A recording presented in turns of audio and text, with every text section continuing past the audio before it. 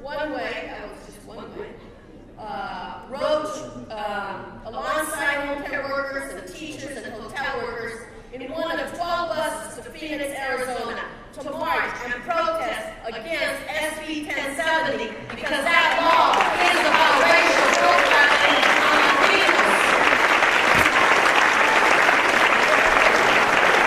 Last week, again, she was there in the streets marching with hundreds and hundreds of her members on March 26th. She is the youngest union leader I know of, representing one of the largest union locals in the country. Sisters and brothers, welcome the president of United Long-Term Care Workers, Laphonza Butler.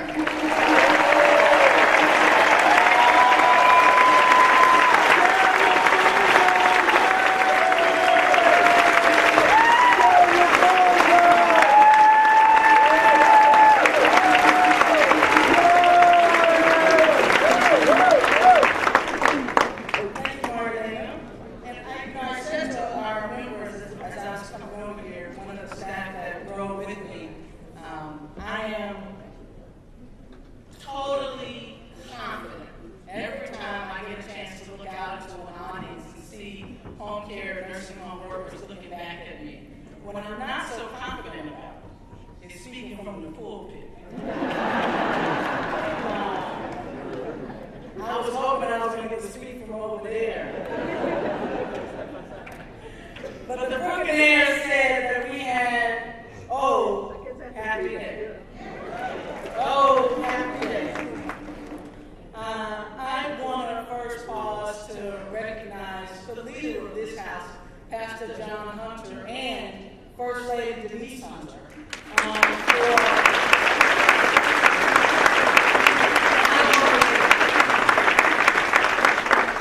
for not only the work that they do to teach us all the Word of God, but the actions that they take to demonstrate the works of God. We appreciate the First AME family for lending us their leadership on tonight.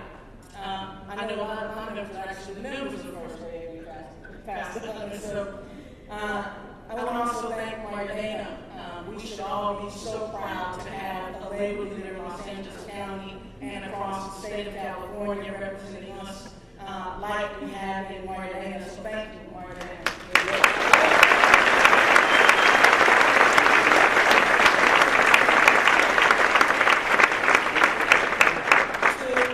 Bill Lucy, who I just met today, and Reverend James Lawson, we all stand on your shoulders. Right?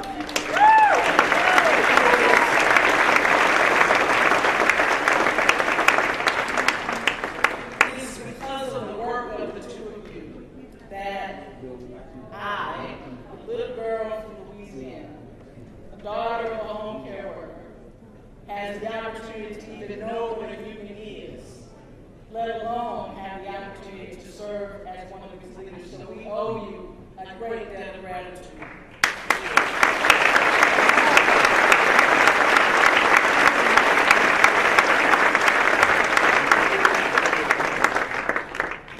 I only have a couple minutes before you, so I'm not going to beat around the bush. I'm just going to try to teach it like I feel it. And tonight, brothers and sisters, we are in a fight for the very soul of our country. Yeah. The very soul of our country. Our values of democracy and freedom are under attack and being replaced by the Tea Party principles of limited government and free market. Our values of fairness and equality are being replaced with values of selfishness and greed. Ooh, you know that's right.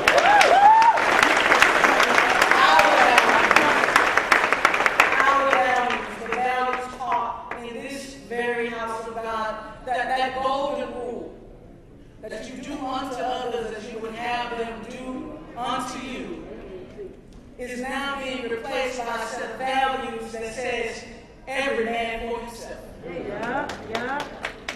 And we watch this change happen right before our eyes. On February 15th, Governor Scott Walker introduced what was Assembly Bill 11. Assembly Bill 11 was the legislation that took away the rights of public workers to collectively bargain in the state of Wisconsin. It also eliminated Badger Care. Badger Care is a program that provides low health insurance for children and low-income families. We've seen that movie. We've heard that story. On February 16th, so the bill was introduced on the 15th. On February 16th, 14 senators from the state of Wisconsin fled to the state of Illinois.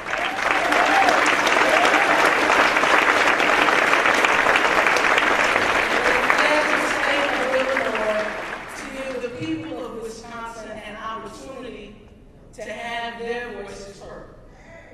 All they needed was a little bit of time to have their voices heard. And we heard their voices, didn't we? Yeah. We heard their voices from Maine to Mississippi, from New Jersey to New Mexico. The people of Wisconsin had their voices heard. We all heard their anger and their pleas to hold on to the values of Wisconsin. But we don't have to go all the way to Wisconsin to know, brothers and sisters, that we are not in Kansas anymore. Right here in California, 4.8 million people live in poverty. Right here in California, 23% of our residents go without health coverage. Right here in California, 48% of our babies are not graduating from high school. Right here in California, we are 50th in this country's most educated workforce. That's right, last. Right here in California. And as I stand before you today, Republicans in Washington, D.C. and in Sacramento are holding our country hostage. Are holding our country hostage. Either we agree to eliminate the very programs that help to create our country's middle class, or they shut down our government. Those are the choices that we're being presented. Brothers and sisters, tonight as we celebrate the life of an American and indeed an international hero who dreamed of a better America, as we reflect on the courage and dedication of 1,300 sanitation workers in Memphis, Tennessee, who told America, "I am a man." As we unite around the country with hundreds of thousands of workers from Wisconsin and from other states whose voices are being choked by the hands of corporations. As we do that tonight, I hope that we will follow Dr. King's example and know that there is a time to break the silence. And that now is our time to break the silence.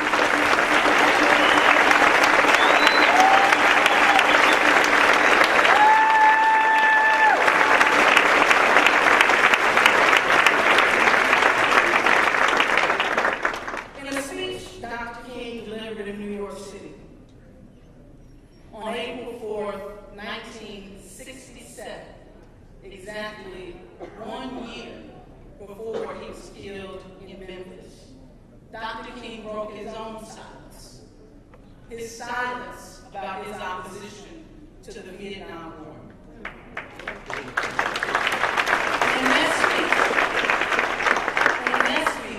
In that speech, he said, "A time comes when silence is betrayed." Brothers and sisters, let's not, with our silence, quality education. We must speak.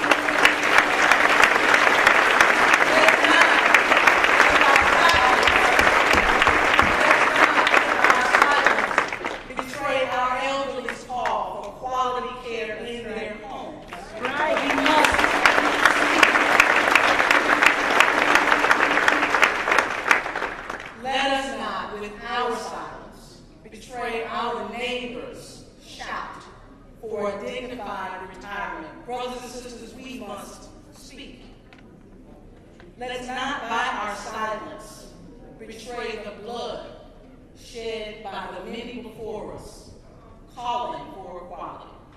Tonight, we must speak.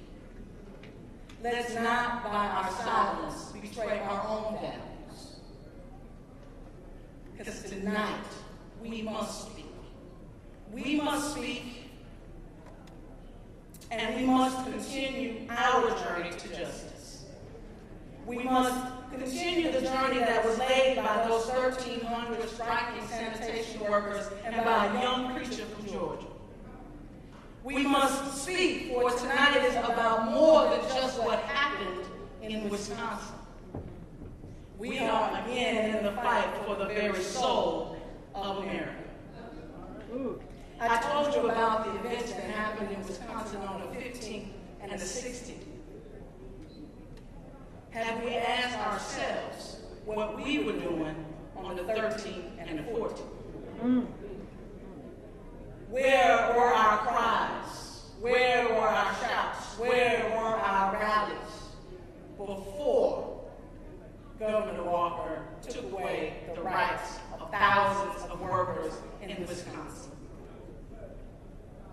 We must raise our voices, break our silence, and speak, because the very country that we know and love is at stake. Thank you very much.